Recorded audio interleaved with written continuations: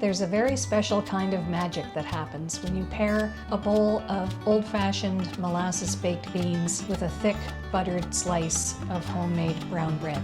This is a very simple homespun baked loaf. It's just oats, flour, and of course that deep dark fancy molasses that gives the bread its signature brown color and deep, dark, hearty flavor. If you caught my video last week on making molasses baked beans, this bread recipe is an absolute must to go with it. Let's get this dough started. So I've got a nice pot of old-fashioned molasses baked beans baking in the oven, and at the same time, while that's cooking, I'm going to whip up 2 loaves of molasses brown bread. And the first thing you have to do is get your oatmeal going. I've got my kettle boiling on the back of the stove. I'm just waiting for that to start whistling. So I have old-fashioned rolled oats. Don't use the instant kind. I'm just using the regular old-fashioned rolled oats. And I'm going to add a tablespoon of butter. I'm just eyeballing that. So a nice generous tablespoon. And 2 teaspoons of salt. 1, 2. Once your kettle comes up to the boil, you're going to add 2 cups of boiling water to this. So 2 cups of boiling water, just be careful. There's 1 and 2. Now we're going to give this a little stir, and we're just going to walk away from this for about 45 minutes to an hour and let this mixture cool down to about lukewarm. While this mixture is cooling, I'm going to measure out my remaining ingredients. So I've got 2/3 of a cup of molasses here, and I'm just going to set that aside. And I have some bread flour. Now this recipe, as I said, is very easy, it's very forgiving, so if all you have on hand is all-purpose flour, go ahead and use all-purpose flour. So 4 cups. 1, and I'm just measuring it straight from the bag. I'm not sifting, I'm not weighing. Every cup is about 250 milliliters.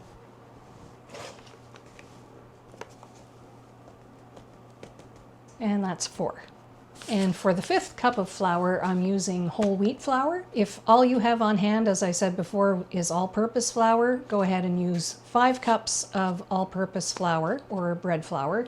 But if you want to boost the nutritional value and fiber of this bread, I like to substitute 1 cup of whole wheat flour for 1 cup of the regular flour. So we've got 4 cups of regular or bread flour, and now I'm adding a 5th cup of whole wheat flour. Not necessary, but it adds a lot of nutrition and texture.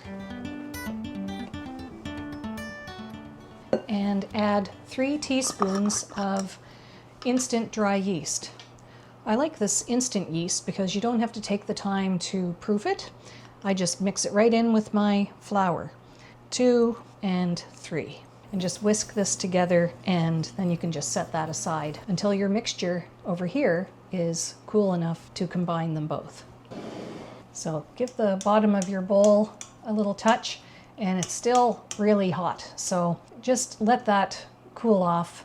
This has been about 10-15 minutes, so I'd give this a full 45 minutes to an hour. You want to be able to comfortably place your hand there. It should be lukewarm and no warmer than that.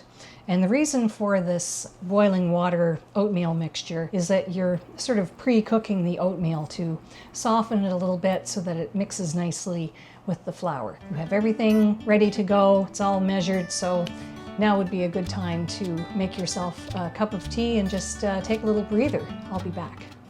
So a good amount of time has gone by. I've taken a little break, I've checked on my beans, and now our oatmeal mixture is nice and lukewarm. I can place my hand comfortably on the side of this bowl. So now it's time to add in our other ingredients. So I have 2/3 of a cup of molasses. So pour that right into the oatmeal. And to that molasses and oatmeal mixture, I'm going to add 1/2 cup of water. And I'm going to use the same measuring cup just so I can get all that molassesy goodness out of the measuring cup. And now mix that together. This is our bowl of flour. We have the bread flour, the 1 cup of whole wheat flour, and I stirred in the 3 teaspoons of instant dry yeast. So just tip this into the bowl. Try not to make a mess. That's about half the flour. And I'm just going to give this a little stir on low speed with the dough hook. Now we can add the rest of the flour. Just start working all of that flour into the wet ingredients with your dough hook on a low speed. And you can start cranking up the speed on your mixer once everything is incorporated and just start kneading the dough. Now at this point, the dough has come together into a nice stiff ball.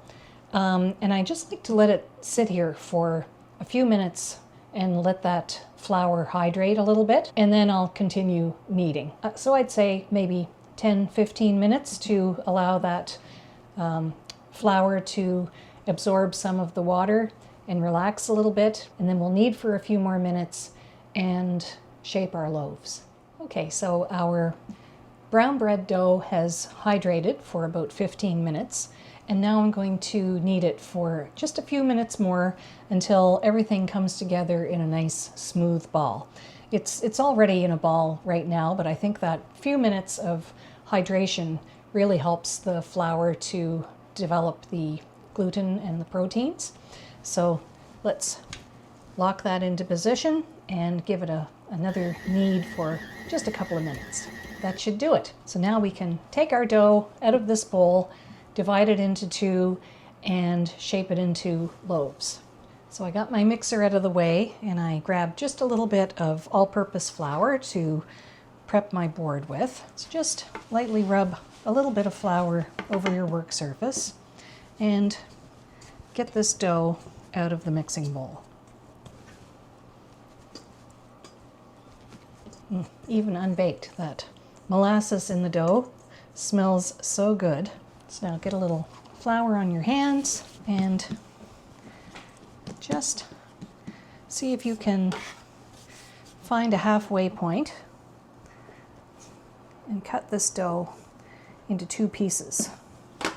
And I have two baking pans that I've prepared, and they really should be the same size and shape, but I have one that's a regular loaf pan and one that's long and narrow. So this piece of dough looks slightly larger. I'll put that in the regular bread pan. This one looks a tiny bit smaller, so I'll put that in the longer, narrower pan. So you just want to knock this down a little bit. Not that it's been rising at all, because it's only been kneaded and not even really kneaded like a traditional bread dough. And shape it into a little cylinder like that. That is about the same length as the bread pan. And I've sprayed my bread pan with baking spray and just lift it in. That's the nice thing about making maritime brown bread. It doesn't really require a whole lot of kneading or work on your part. You just mix the dough together and shape it and let it rise. So I'll get this one shaped. I want this one to be a little longer and narrower.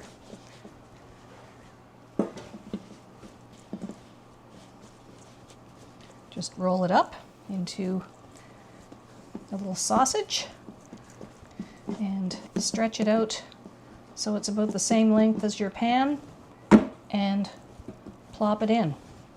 Now we'll cover this with a nice tea towel and put them in a warm spot to rise for about an hour, and I'll be right back. There, all covered up, ready for an hour's long nap. So here's our beautiful, fully risen maritime brown bread waiting to go in the oven. And I've sprinkled a little bit of oatmeal on the top. Hopefully that sticks when it bakes, but just lets you know what's inside. I'm just going to preheat my oven to 450, pop these in, and then lower the heat to 350 and bake these for about 45 minutes. So I just checked on this smaller loaf of brown bread, and it certainly smells done, and it looks done, and it sounds done. That little tap tap when you knock on it and it sounds hollow, That's the sign of a bread loaf that is finished. But I like to be doubly sure. I don't want any gummy bread in the middle. So the way to be really certain is to take its temperature. So I have an instant read thermometer here. If the internal temperature of your bread reaches 200, 205, it's done. So I'm just going to find a little spot where it won't mess things up and stick it into the thickest part of the bread. See how we do. 201, 202 and counting. So it's holding at 205, 206. So that bread is done. And if you recall, I have a standard size bread pan for the other loaf. I might just sneak a peek at that one too at the same time while I have my thermometer at the ready. Beautiful! That one also looks done. Beautiful golden brown. Let's find a good spot to stick this thermometer in. 203, we're done. Let these cool in the pan for about 5 minutes, and then we'll tip them out onto this rack to cool completely. As I thought would happen, my nice oatmeal that I had sprinkled over the top fell off during the tip out. But that's okay, because I like to do what my Nan did. She always took a little bit of butter on a piece of wax paper and just rubbed all over the tops of her brown bread. There's nothing like the smell of freshly baked maritime brown bread, and I can't wait to cut into this loaf and show you what it looks like, and better yet, what it tastes like.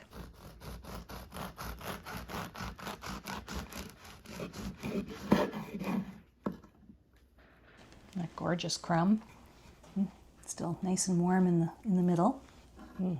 Lovely. So that beautiful, moist, molassesy brown bread.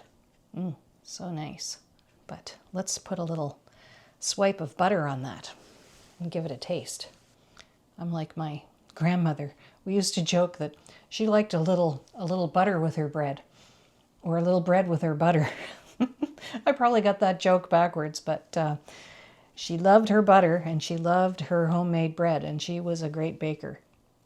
I don't know if my bread lives up to hers, but I'm trying.